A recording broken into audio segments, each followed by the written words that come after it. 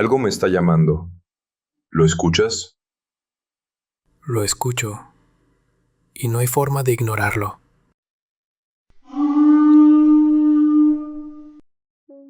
¿Alguna vez despertaste con una sensación extraña después de un sueño? No una pesadilla, sino esa clase de sueño que se queda en el pecho, como si hubiera tocado algo que no entiendes. A mí me pasó durante años. Cada noche regresaba el mismo sueño, la misma atmósfera, las mismas emociones. Y aunque no era terror, sí era cansancio, un cansancio profundo. Durante mucho tiempo solo quería que desapareciera, pero no lo hizo. Y un día, sin planearlo, dejé de pelear con él. Dejé de intentar olvidarlo y lo escuché. Ese fue el primer cambio. Y aunque no lo sabía, esa decisión marcó un antes y un después. Hubo un tiempo en el que despertaba con una sensación difícil de explicar. Era como si el sueño no terminara al abrir los ojos, como si siguiera ocurriendo en un plano más profundo. A veces pasaba la mañana tratando de ignorarlo, haciéndome creer que solo era un sueño más, que no valía la pena pensar en él. Pero la verdad es que sí me afectaba, cambiaba mi ánimo, me hacía sentir inquieto como si hubiera algo pendiente, algo que no sabía nombrar. Y esa incomodidad se quedaba conmigo durante horas, a veces durante días. Con el tiempo comprendí que esa sensación no era casual, era una señal, un llamado que no había querido reconocer. Hoy quiero contarte ese sueño recurrente, lo que significó y cómo terminó abriéndome una puerta interna, que no sabía que existía. Quizá algo resuene contigo también. Durante años intenté ignorar esos sueños. Hacía cualquier cosa para no pensar en ellos. Me distraía, me enfocaba en el trabajo, intentaba convencerme de que no significaban nada. Pero entre más los ignoraba, más regresaban. Era como si el inconsciente dijera: está bien, no quieres verlo ahora, pero volveré mañana. Y volvía. A veces trataba de explicármelo con lógica, otras veces me molestaba. Pensaba que algo estaba mal conmigo por soñar lo mismo tantas veces.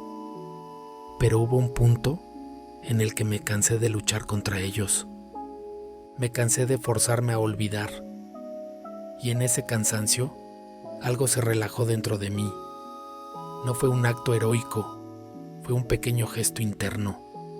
Darme permiso de observar sin juzgar, sin intentar forzar significado, solo ver. Ese fue el primer paso real, y aunque fue pequeño, creo que cambió todo. Durante mucho tiempo soñé con un mismo lugar, el metro de la Ciudad de México, siempre en la última estación. Taxqueña o Universidad. Volvía una y otra vez con distintas variaciones, pero el sentimiento era el mismo: descenso, movimiento, oscuridad y la necesidad de llegar a casa. En una de las versiones más nítidas del sueño, yo estaba en una calle iluminada por un farol. Tenía que llegar a la estación Universidad para ir a casa de mis padres. No había más opción que cruzar una calle completamente oscura, un corredor conocido por ser peligroso. Corría. Escuchaba mis pasos y nada más, solo sombra. Al llegar a una pequeña colina veía la estación, y ahí aparecía el dilema: subir por unas escaleras donde había gente peligrosa, o tomar un camino aún más oscuro, pero sin personas. Yo elegía la oscuridad, la interna, la profunda. Pero hubo una variación del sueño que nunca olvidé, porque no solo caminaba hacia el metro, tenía que saltar al tren. El tren no parecía real. Era una plataforma con ruedas avanzando hacia un túnel oscuro, sin paredes, sin techo, solo movimiento. Yo sabía que tenía que saltar. No tenía instrucciones, solo sentía una urgencia interior. Corrí unos pasos y salté. Y al caer sobre la plataforma, algo ocurría. El tren comenzaba a tomar forma. Primero las paredes, luego el techo, después los asientos, como si se estuviera armando alrededor de mí. A medida que yo avanzaba, solo después entendí lo que ese sueño quería decirme. A medida que prestaba atención empecé a notar algo curioso. No eran sueños caóticos ni aleatorios. Había estructura, había repetición, había un patrón que quería mostrarme algo. Había detalles que se mantenían. La sensación de descenso, el movimiento hacia un punto específico, la presencia de la oscuridad y la idea de tener que atravesar algo para llegar a casa. Empecé a entender que no eran sueños aislados, sino variaciones de un mismo mensaje, una misma historia repetida en distintos escenarios, una especie de mapa interno que se revelaba poco a poco. Y cuando me di cuenta de eso, ya no pude descartarlo como algo sin sentido. Había demasiada coherencia emocional, demasiada insistencia. Fue ahí cuando comprendí que el sueño me estaba preparando para algo más profundo. Ese sueño no era sobre el metro, ni sobre trenes, ni sobre calles oscuras. Era sobre mí. Era mi inconsciente tratando de mostrarme algo que yo no quería ver. Muchas veces pensamos que los sueños son tonterías, cosas sin sentido, y desde la lógica parece razonable. Pero el inconsciente no habla con lógica, no usa palabras, no usa argumentos, usa símbolos. Un símbolo es cualquier imagen que despierta una emoción. Si no te mueve, no es un símbolo. Si te mueve, te está hablando. El metro está bajo tierra, como cuevas y túneles, lugares que representan lo interno, lo profundo, lo olvidado. Pero también es un transporte, tiene rutas, estaciones, dirección. El sueño me mostraba un tránsito interno.